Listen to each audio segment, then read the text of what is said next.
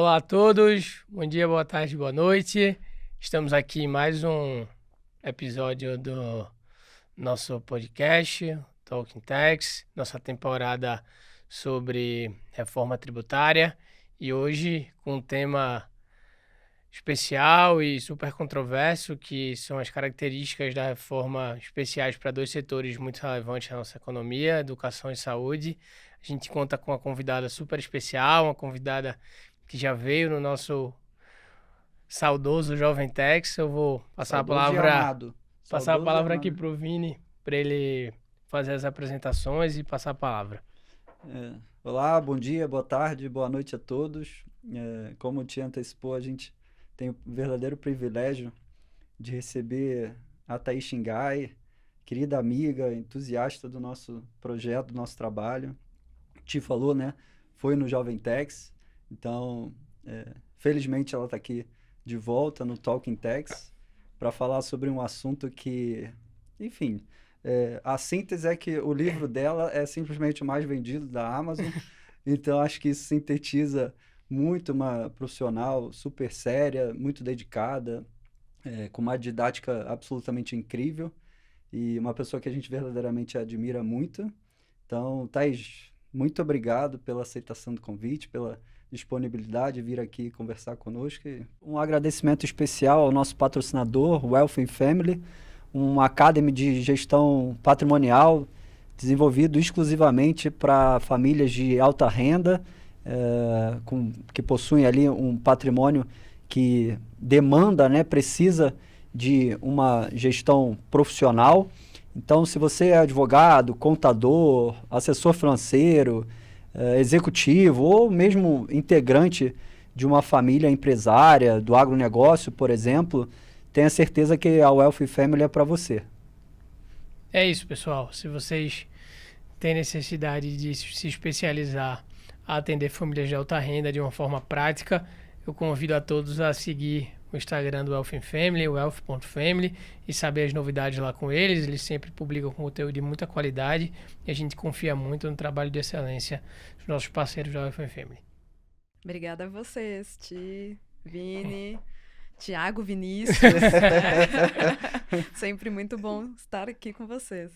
Thaís, se você puder falar um pouco da sua carreira até a chegada aqui da reforma tributária e como você começou a participar tanto desse processo, você que tem uma carreira acadêmica importante, muito voltada para a área de contabilidade, né? Mestrado, doutorado, doutoranda na FEA, professora. Muita gente associa a contabilidade a imposto de renda, né? Tributos diretos.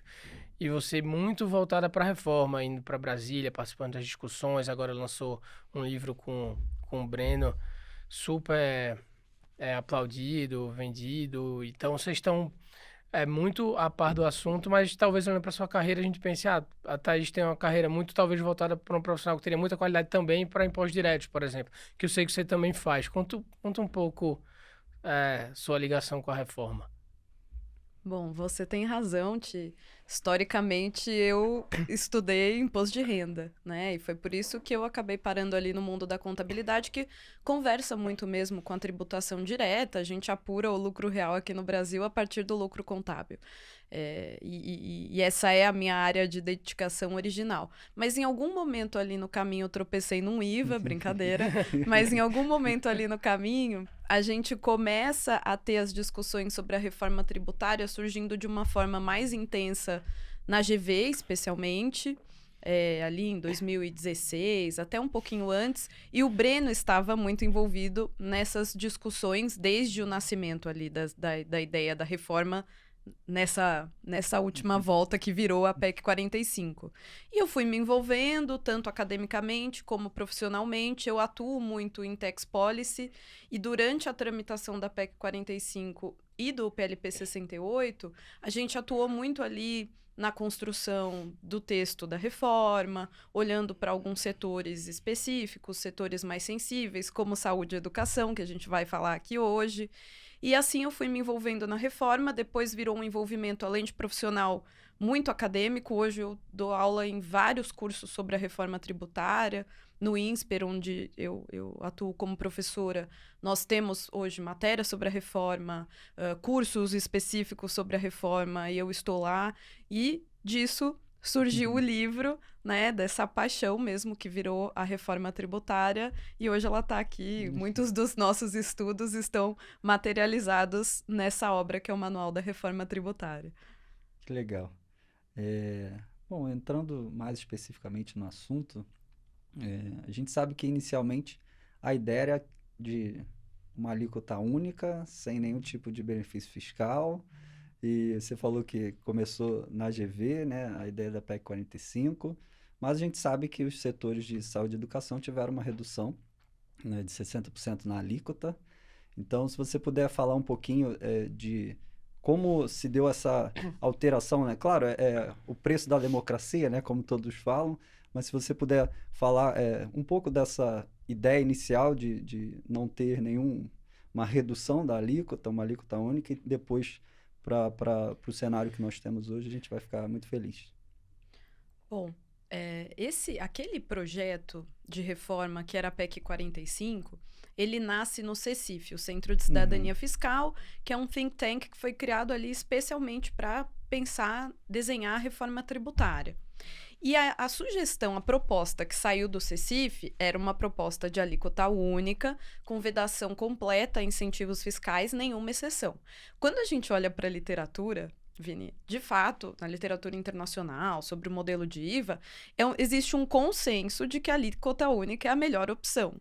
Porque, do ponto de vista técnico, com uma alíquota só, a gente simplifica de uma maneira, assim, absurda o sistema tributário. Né? A gente elimina por completo as discussões sobre classificação fiscal, a gente simplifica muito a interpretação da legislação tributária, enfim. Não há dúvida, e eu também concordo que esse é o melhor caminho, é o caminho mais racional. Agora, é viável, é praticável no Brasil a alíquota única? A prática mostrou que não, né? A realidade se impôs e não foi viável. Tem países com alíquota única? Tem. Mas aqui no Brasil, e olhando especialmente para a saúde, né, que é o tema que a gente vai falar, qual foi a preocupação? Os países que não adotam a alíquota única o fazem basicamente por 3 motivos. Pode ser por uma razão de equidade, então eu quero reduzir a alíquota sobre um bem, sobre um serviço, porque ele é consumido por pessoas de mais baixa renda. Pode ser por razões meritórias, eu quero reduzir a tributação sobre aquela situação, porque eu estou falando de um bem, de um serviço essencial, e pode ser por uma razão técnica, é muito difícil tributar esse bem, tributar esse serviço pelo IVA, tá?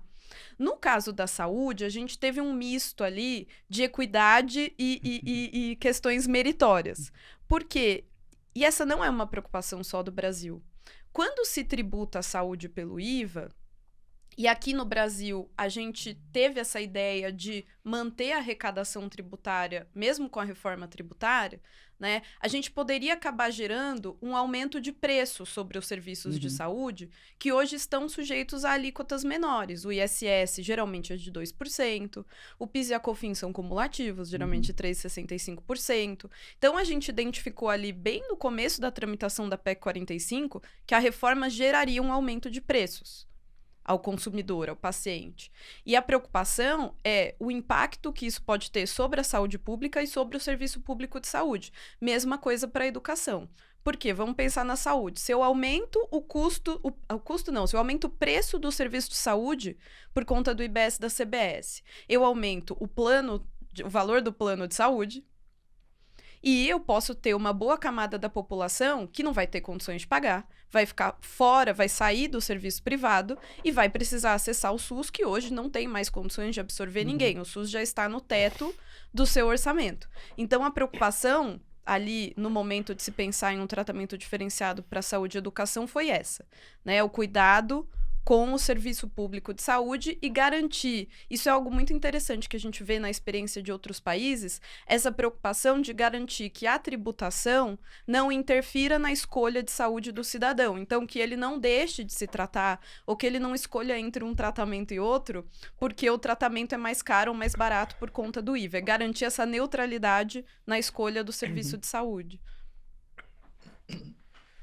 É realmente curioso, né? Essa ideia de alíquota única, de fato, como você disse, é consenso, Eu nunca acreditei nisso. mas, Tratando-se de Brasil. mas me parece que serviços como saúde e educação, diferentemente de outros, o mercado entendeu melhor, né? Não sei se você concorda que não foi algo tão polêmico, talvez, como outras exceções que foram abertas e Até a outras... advocacia, né? Por exemplo, se pode para advocacia, pode para todo mundo, né? Então, criticado até por muitos advogados, né? As exceções e os benefícios vindos para a advocacia. Mas, Thaís, a gente vinha conversando sobre um ponto em especial. Eu sei que você é especialista nos dois assuntos, mas especialmente em saúde. Eu sei que você trabalha muito com assunto, estuda muito assunto. E não só os serviços, mas também as mercadorias envolvendo saúde, porque é algo muito complexo com relação a preço de remédio, né? Algo muito, muito sensível no Brasil. Se você puder falar um pouco sobre o que é que você acha do impacto da reforma para o preço dos medicamentos, como ficou isso? A gente vinha batendo um papo aqui nos bastidores sobre a questão lá das exigências para a Anvisa, de registros, né, na Anvisa, que a norma ficou um pouco confusa, usou esse termo registros, que talvez vedaria esse benefício fiscal para alguns medicamentos que não são registrados, são apenas autorizados. Então, uma diferença técnica que talvez gere um problema. Fala um pouco sobre o impacto também na ponta para o pessoal que precisa consumir medicamento barato. Qual foi qual é a dificuldade de não ter alíquota única? É a gente definir o que entra e o que sai da alíquota diferenciada, né? Prever que a saúde, a educação merecem um tratamento diferenciado na Constituição é um passo. Agora, o desafio foi lá no PLP 68, a gente definir o que é saúde, o que é educação, né? O que é medicamento, o que é dispositivo médico e de acessibilidade. Esse foi o grande debate que se teve lá no Congresso Nacional durante a tramitação do PLP 68. E aí, para os dispositivos médicos, que são os equipamentos e os medicamentos, hoje, como é que ficou a Lei Complementar 214? Ela traz ali 2 blocos de tratamentos, né? Para os dispositivos médicos, a gente tem 2 anexos. Um anexo que prevê redução de 60% na alíquota e outro que prevê alíquota zero. Esse anexo com redução de 60%, ele tem uma exceção, a exceção da exceção, que é quando esses dispositivos forem comprados pelo poder público, pela administração pública ou por aquelas entidades que têm SEBAS, que são as entidades da saúde imunes, a alíquota também é zero, né? Não vai haver ali a cobrança de BS-CBS. Agora, para criar foram criadas listas, né? E aí vem o desafio da lista. Eu me lembro que lá na tramitação do PLP, o pessoal do setor de dispositivos médicos tinha uma preocupação que era, bom, se a gente criar uma lista, quão congelada essa lista vai ficar? Porque a tecnologia tem evoluído cada vez mais rápido em todos os setores e o setor da saúde não fica fora disso. Então, vão surgindo equipamentos novos, tecnologias novas, que não estarão na lista. Por isso, se previu ali a necessidade de atualização a cada 120 dias para incluir novos itens, e é uma atualização pelo Poder Executivo, não vai precisar de lei complementar. Como taxativa? Ou isso não está expresso? Porque isso me lembra algumas discussões, né? Com ISS. ISS é doença para imposto de renda também, sim, que, cara, que dá judicialização sempre, né? Porque, pô, eu não pago, se eu tiver câncer, eu não pago, mas aí se eu tiver, sei lá, Alzheimer, eu pago. E aí as pessoas, naturalmente, vão para caminhos de princípios, etc., para tentar recorrer a contencioso, que é tudo que não se quer. A quantidade de ações no judiciário acerca desse assunto é imensa. Assim. A lista é taxativa, sinto informar. Precisa, para aplicar o tratamento diferenciado, sinto informar ou não, né? Vocês já estão criando teses aí. Isonomia, equidade, já saiu uma inicial quase aqui no fim do podcast. Advogado que é trabalho, né? Mas a lista é taxativa, precisa ser o equipamento com aquele NCM ali listado, tá? Isso no caso dos dispositivos médicos e de acessibilidade. Para os medicamentos, agora é atualizável, a lista é taxativa, mas atualizável pelo Poder Executivo, que dá alguma flexibilidade. Acho que Toda a questão é até que ponto se essas atualizações vão de fato acontecer na prática, tá? Essa é a preocupação. Agora, para os medicamentos, não. A lógica é inversa, é um pouco diferente. Assim, todos os medicamentos registrados na Anvisa, e a gente já volta nesse registrados, né, que era o nosso debate aqui antes de começar, todos os medicamentos registrados na Anvisa terão a redução de 60%, tá? Agora, os medicamentos listados lá num anexo específico da lei complementar, esses terão alíquota zero. A questão dos medicamentos, que tem causado algum debate, que era o que a gente comentava aqui antes, é o que significa esse registro na Anvisa? Porque depois de aprovada a Lei Complementar 214, é que a gente foi ouvir do pessoal que fabrica medicamentos que essa palavra registrados, vejam como é complexa elaborar norma, né? Vejam a sutileza. A palavra registrados, por si só, é um problema, porque os medicamentos mais simples, eles têm a sua comercialização, a sua circulação autorizada pela Anvisa, mas eles não precisam de registro. E então, será que eles estariam de fora? Não foi essa a ideia da palavra registrados. Então, até em junho, a gente teve a AGU, tem uma iniciativa super bacana, não sei se vocês já ouviram falar, que é a CEJAN, que é um comitê que foi criado ali dentro da AGU para garantir a uniformização da interpretação da legislação tributária no âmbito federal. E a CEJAN criou também um bloco ali específico para tratar de dúvidas interpretativas envolvendo a reforma tributária. A gente teve a primeira reunião da CEJAN sobre reforma em junho, e esse tema dos medicamentos foi levado lá pelo setor. Tá? Não por mim, não por nós, mas foi levado pelo setor de medicamentos, e naquela oportunidade, o vídeo tá gravado, a sessão, disponível para todo mundo no site da CEJAN. O pessoal da AGU concluiu que essa palavra aí precisa ser melhorada, precisa ser regulamentada ou até alterada a lei complementar para que se garanta a aplicação a todos os medicamentos. Sim. Uma palavra, às vezes, faz toda a diferença. Exato. Por isso que o legislador tem que estudar a filosofia da linguagem, não é isso? Mas, Thaís, dentro da reforma e dos impactos para os setores, há efeitos distintos dentro de um mesmo setor. Então, fazendo o recorte para o setor de saúde, a gente sabe que a reforma tem um impacto para quem fabrica e comercializa medicamento, a gente sabe que vai ter outro impacto para um outro subsetor, denominando assim, dentro do setor de saúde, mas a pergunta é especificamente relacionada aos planos de saúde, né? Que a gente sabe que estão muito preocupados com a reforma. Então, se você puder falar um pouco sobre os impactos para esse subsetor dos planos de saúde em específico. Os planos de saúde são um case muito interessante na reforma tributária. Eu adoro essa discussão. Porque toda a lógica do IVA, do IBS e da CBS, é encontrar o valor adicionado e tributar esse valor adicionado.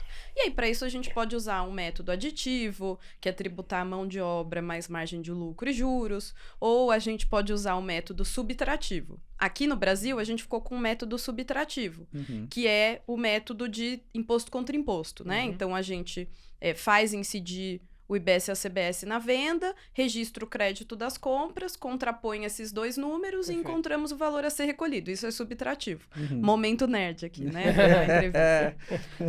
Agora, no plano de saúde, esse método subtrativo, ele não funciona bem. Porque como é que o plano de saúde opera? De um lado, ele coleta vários prêmios e contraprestações, e do outro lado, ele fica administrando todo esse dinheiro para pagar os tratamentos, os serviços de saúde, os medicamentos, enfim, tudo aquilo que tem que ser fornecido, disponibilizado para os beneficiários, tá? Então, vão lá, a Thaís, o Vinícius e o Thiago pagam o plano de saúde, mas a Thaís não tem tempo de ir ao médico, ela nunca vai ao médico. Agora, o Thiago faz exame toda semana, consulta, né? Ele cuida da saúde. O que vai acontecer? Os prêmios da Thaís vão financiar os tratamentos do Thiago, tá? De nada, Thiago. Vão financiar.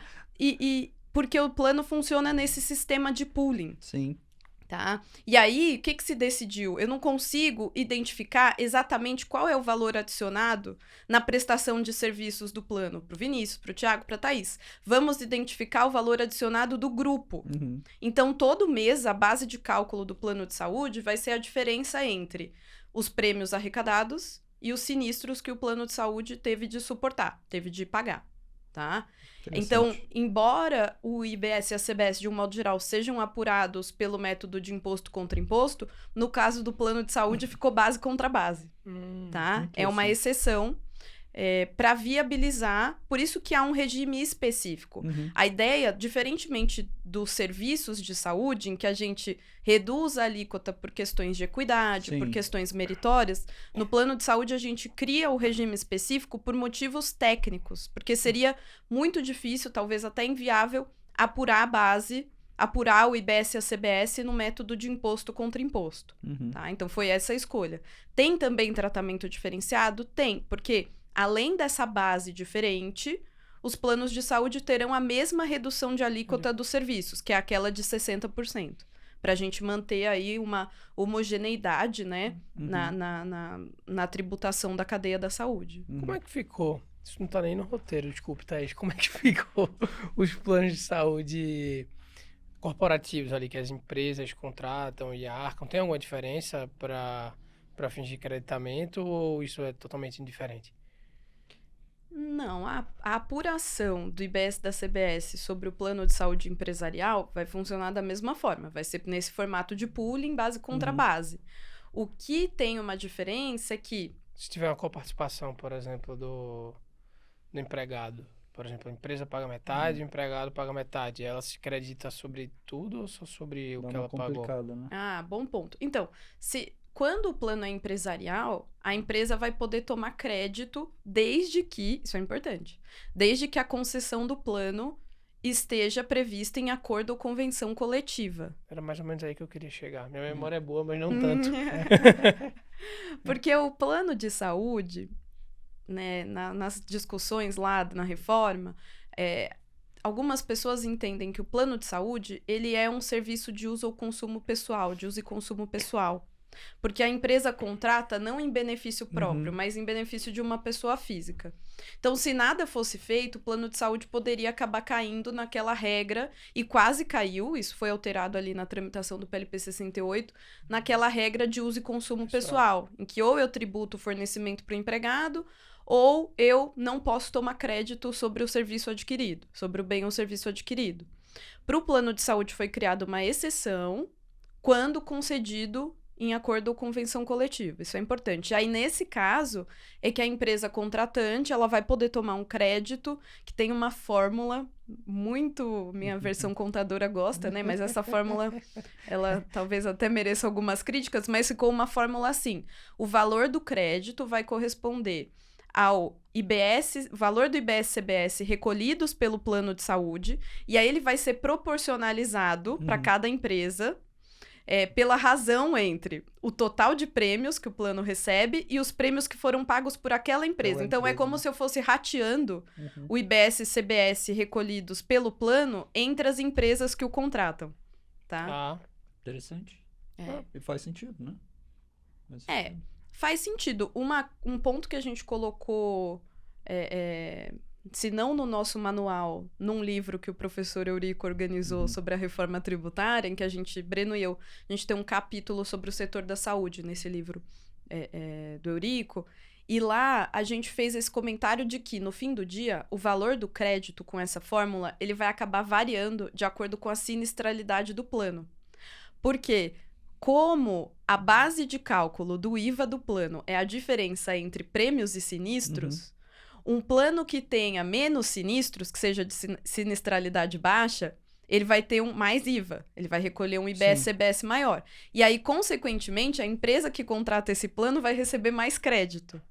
Tá? Isso a gente vai precisar observar aí nos próximos anos o que é que pode causar no setor. Mas pode ser um incentivo à contratação de planos de baixa sinistralidade. Sim. Interessante. Sou eu ou você? Você. Tá bom, vamos lá. Não, era você, porque eu falei do plano de saúde. Mas tudo bem, Vini. Você Tá quer bom. que eu pergunte mais, eu pergunto. Isso. Pela sua integridade, Thaís. Tá. A pergunta aqui, Thaís, é na linha da geração do... E não é uma pergunta só para o setor, mas talvez tenha muita relação, porque você fala sobre entidades imunes, SEBAS, etc., que é algo muito comum em saúde e educação, né? Quando há uma sujeição à alíquota zero ou regimes específicos, como é que ficou exatamente a questão do creditamento, né? A gente tinha uma discussão a respeito de eu preciso vincular meu creditamento ao pagamento, foi dito que sim, muitos queriam que não. Infelizmente. E qual a sua visão sobre isso, não com relação ao pagamento em si, mas com relação a quem está na ponta anterior, se ele tem um benefício de alíquota ou de base, ou um regime específico, seja lá o que for, como fica o creditamento para quem está consumindo esse serviço, o quão isso impacta para quem eu escolho consumir. Então, muito é dito, como são as empresas simples, elas não vão perder competitividade, porque como é que fica o crédito com relação a quem está consumindo delas. Então, com relação às entidades imunes ou que têm benefícios, haverá algum impacto no momento de quem vai escolher consumir delas ou não? Olha, pode haver, porque... E esse é um comentário que eu ouvi do professor Chueiro, e vou deixar aqui os devidos créditos, e que fez muito sentido para mim. Porque qual é a questão? A gente aqui adotou esse método subtrativo indireto, que é o Invoice Method, para apurar o IBS e a CBS. Isso existe no mundo, é o mais praticado. Nesse método, a ideia é que você siga o faturamento mesmo. Então, é como se fosse assim. De um lado... a empresa ela vai empilhando as notas fiscais de todos os serviços e bens que ela adquiriu, e do outro lado ela vai empilhando as notas de todos os bens e serviços que ela forneceu. Chegou o fechamento do período de apuração, ela pega essa diferença e é o que ela tem de recolher de IVA, tá? Isso é o método da invoice, da fatura. Agora, aqui no Brasil, a gente fez aquele ajuste, primeiro para prever que o adquirente só vai ter direito ao crédito quando o fornecedor recolher o IBS-CBS dele. Isso já quebra um pouco do método Invoice Method, tá? E a gente tem a previsão de que na aquisição de bens e serviços imunes e isentos de tributação, o adquirente não tem direito a crédito, naturalmente, porque não foi tributada a operação, e o fornecedor não pode manter os créditos das etapas anteriores da cadeia, ressalvadas algumas exceções. Por exemplo, quem exportar tem imunidade, mas mantém os créditos das suas aquisições. Quem trabalhar com livros imunes vai vender o livro com imunidade, mas mantém os créditos das operações anteriores, tá? E aí esse crédito vai virar ali um saldo que vai poder ser ressarcido. Mas e quem compra o livro? Quem compra o livro não vai ter IBS-CBS, porque o livro é imune. Mas se eu compro o livro para revender? Se for uma empresa, né, que tá... Ah, eu não tomo crédito. Você não toma crédito, porque você não pagou. Exato. Anterior. E a lógica é de crédito financeiro. Você não recolheu, você não vai ter crédito.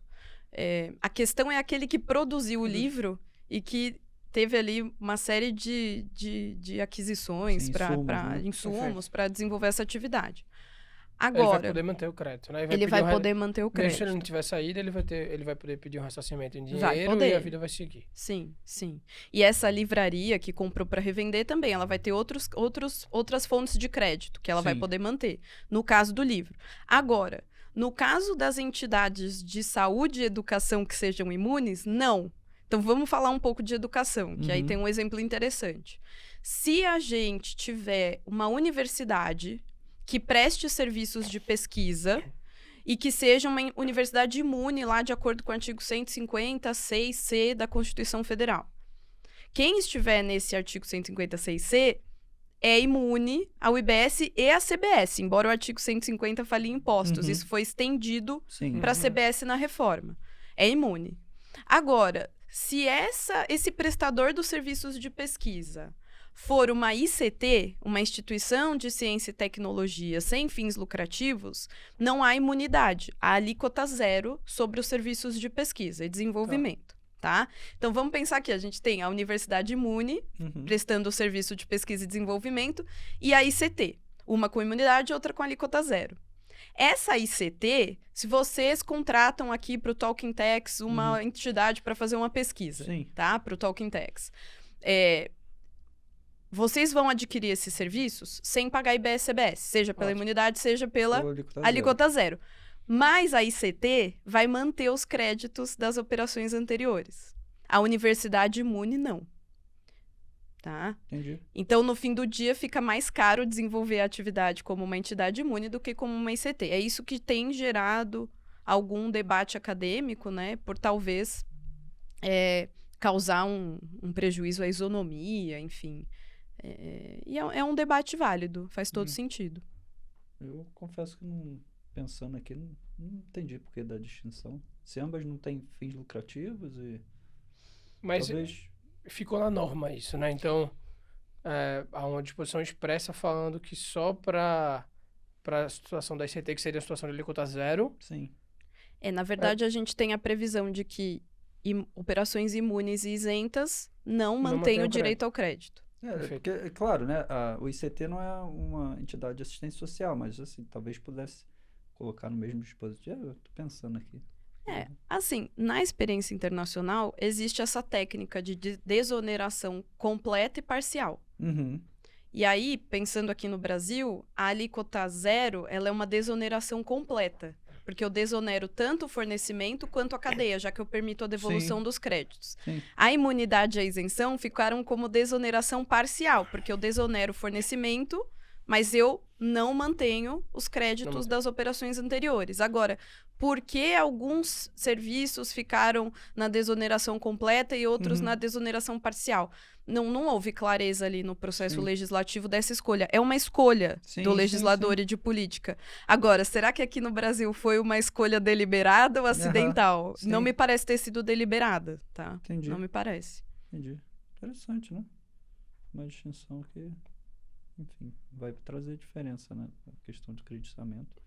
Mas, enfim, chegando no nosso final, muito infelizmente, fazer uma pergunta também que não estava no roteiro, mas que eu tenho curiosidade em saber, falando de reforma tributária, do processo legislativo, a gente sabe que você e o Breno tiveram uma participação muito grande, então se puder comentar assim um pouco, brevemente, como se deu esses debates, se eventualmente os pleitos que vocês levaram foram acolhidos, se, enfim, parcialmente, integralmente, então se puder falar desse trabalho que é muito importante, né, no final do dia e super válido. Muita gente talvez tenha curiosidade de saber os bastidores de Brasília, Thaís, e para a gente que tem uma atuação aqui como advogados, você e eu, para quem não sabe, a Thaís foi minha chefe,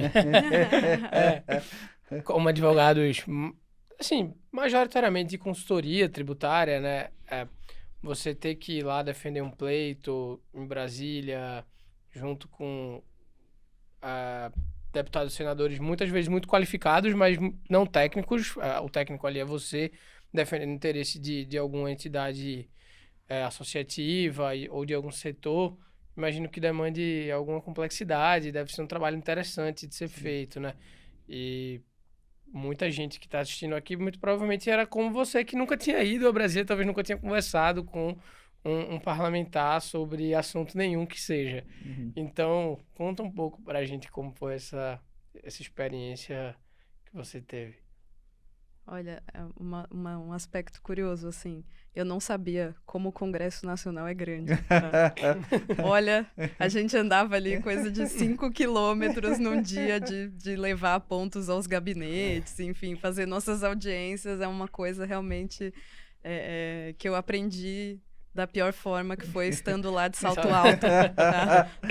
Podia entregar uma de Havaianas terça a na quinta. porta, né? Pois é. Então, uma vez até fizeram uma brincadeira que na saída eu ia comprar um par de Skechers. Muito bom. Mas foi... Skechers nos patrocínios. Pois é, né? Sem fazer nenhuma indicação aqui, tá? Exato. Inclusive eu não tenho, mas disseram que ajudaria. Léo, manda uma proposta pra eles aí, pelo amor de Deus.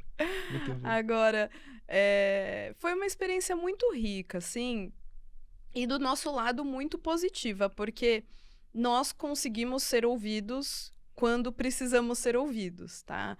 E talvez até pela nossa participação acadêmica, a gente teve uma sorte, eu diria, de defender temas em que nós acreditávamos muito. Então, a gente, né, falou pelo setor da saúde, a gente falou em alguns temas, falamos ainda envolvendo imposto seletivo, e em todos esses temas nós acreditávamos mesmo do ponto de vista técnico enfim, inclusive o que nós dissemos está aqui registrado nesse livro em vários artigos que foram publicados. E a gente teve, pensando aqui em bastidores, algumas oportunidades de falar, né? Nesses processos foram feitas várias audiências públicas na Câmara, no Senado, e a gente teve a oportunidade de representar as entidades ali em algumas dessas audiências, e o desafio era esse, era levar essas questões técnicas complexas de uma forma didática em 10 minutos. 10 minutos, não tem 30 minutos como aqui, para falar do método subtrativo indireto. Então, a gente desenvolveu lá um desenho que mostrava a cadeia da saúde, a gente explicava a cadeia e o que precisava ser ajustado, porque a gente precisou fazer pequenas recalibragens no caminho. A gente tinha se esquecido dos planos de saúde, qual que vai ser a alíquota, a gente volta e ajusta. Em um dado momento, criaram um anexo de serviço de saúde, a gente tinha faltado home care, que é muito relevante. Sim. Aí a gente foi lá, falamos, isso foi ajustado. Então, pode ser, né, no setor da saúde, por ser um setor muito sensível, mas nós fomos muito bem atendidos e escutados durante o processo todo, tanto no Congresso Nacional, como junto à CERT, do Ministério da Fazenda. A CERT fez um trabalho, assim, incrível, que só merece elogios. Os técnicos ali da CERT, Bernardo Api e toda a sua equipe trabalharam dia e noite, quase que literalmente, para que essa reforma tributária acontecesse. E quando as entidades pediam audiência, as audiências eram marcadas, eram audiências feitas ali com diversas pessoas da CERT, que realmente entendiam e queriam entender dos setores, das características de cada operação, estavam ali dispostos a ouvir, porque imaginem vocês, tratar de todos esses setores de saúde, de educação, de eventos, de tecnologia, tudo isso em um projeto de lei complementar. É muito desafiador, né? Então, ouvir as entidades, ouvir a sociedade foi fundamental para se construir ali aquele texto que virou a Lei Complementar 214, especialmente. E, do meu lado, eu só tenho elogios a fazer. Eu sei que houve uma crítica, né, de que faltou a participação da sociedade na reforma. Eu definitivamente não tenho essa sensação, porque quando nós precisamos bater a porta, nós fomos atendidos, e muito bem atendidos, por pessoas técnicas, no Congresso também, os assessores, muito bem preparados, e que hoje têm prestado aí um serviço público, né? A gente tem algumas pessoas, alguns assessores do Congresso, o Adriano Subirá, que faz muitos posts. Eu posso fazer essa propaganda, né? Claro. É um reconhecimento público São mesmo. ótimos posts, Adriano. Que nessa fase, porque a gente falou aqui muito de processo legislativo, mas agora a gente está numa nova fase, que é a fase de implementação. Eu digo assim, que a gente fez o projeto da casa e agora a gente precisa subir essa casa, né? A gente está lá na fundação ainda. E muitas pessoas têm prestado esse serviço público voluntário de trazer informação para subsidiar a implementação da reforma tributária nas empresas. Uma dessas pessoas é o Adriano, o Ângelo De Angelis, enfim, muitas pessoas que estão aí falando sobre todas aquelas notas técnicas de nota fiscal, que para ler aquilo é praticamente física enfim, acho que foi um processo muito rico E eu vejo que a gente constrói uma base de cooperação mesmo no direito tributário, né? A gente tem tido muita troca, tanto do setor privado com o setor público, como entre os advogados, entre as empresas. Isso é muito bacana e eu sou muito positiva, né? Muito otimista. Então, eu fico aqui cheia de esperança de que a gente realmente vai construir um sistema melhor. Embora vocês queiram já judicializar umas coisas. Não. Ninguém quer judicializar nada, pelo amor de Deus. Thaís, já que a gente tem um tempo, não sei nem se tem, mas eu vou fazer essa última pergunta ainda assim. Se você puder contar um pouco sobre a experiência de escrever o manual com o Breno, a gente vai ficar muito feliz. Eu sei que você já tinha experiências passadas em escrever bastante, textos para livros, dissertação de mestrado, agora está escrevendo doutorado, porque a gente não para, né? E outras tantas aulas, etc. Eu acredito que seja o primeiro manual que você faz. E me parece que é outra experiência, né? Outros desafios, você está escrevendo talvez para outro público, com outro intuito, sobre um assunto que muita gente boa está escrevendo também, né? O de Brito Machado II tem manual, que é muito bom. Acho que o Paulsen, não sei, fez um agora, o Paulsen, o né? Charles e a Christiane McNaughton também. Tem, que são... Então, me parece que é um desafio. Eu, quando fui decidir o livro, opinar no livro para o escritório, e para mim, eu pensei muito no livro de vocês porque, apesar de ter trabalhado com vocês, de fato contribui, saber da seriedade, eu vi vocês muito lá, né? Muito realmente na ponta, e eu sentia falta, talvez, de alguém que estava tão na ponta assim, escrevendo sobre o assunto. Então, conta um pouco como foi essa experiência de escrever, o trabalho que deu, os desafios, como foi a ideia de tirar, fazer um projeto. A gente sabe bem a dificuldade, né, de um projeto que é uma ideia para virar alguma coisa concreta. Às vezes demora muito. Sim. No nosso caso, isso aqui demorou bastante. Então, conta um pouco pra gente como foi. O primeiro capítulo do livro é Como o Congresso Nacional é Grande. Não use salto alto, nem carregue mochilas pesadas. Olha, o trabalho que deu eu não vou comentar para não desestimular a produção acadêmica no país, tá? Por favor. Mas, assim, a gente produziu muitos textos durante a tramitação da reforma, textos que foram publicados aí em vários sites especializados, jornais, enfim.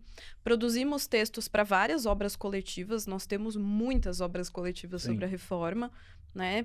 Mas houve ali um momento em que o Fábio Silva, que o Thiago conhece também, o Fábio Silva me convidou para escrever com ele um e-book sobre a reforma tributária, com a ideia de virar um capítulo do livro dele, que é o Manual de Gestão Tributária, né? E aí, lembrando lá do Joventex, nosso querido Joventex, para vocês verem como é importante na vida acadêmica e profissional essa construção de laços. Então, o Fábio me convida, a gente escreve esse book na fase ainda da PEC 45, tá? Legal. E publicado pela Atlas, pelo Grupo GEM. Depois disso, o pessoal lá da Atlas, do Grupo GEM, entrou em contato comigo porque eles queriam produzir um livro. Eles já tinham publicado do Hugo de Brito, II, e queriam um livro com viés prático, que conversasse não só com o mundo do direito, mas também com o mundo da contabilidade, que é um mundo que eu transito muito, porque eu estudo justamente essas relações entre direito e contabilidade, dou aula de contabilidade, enfim.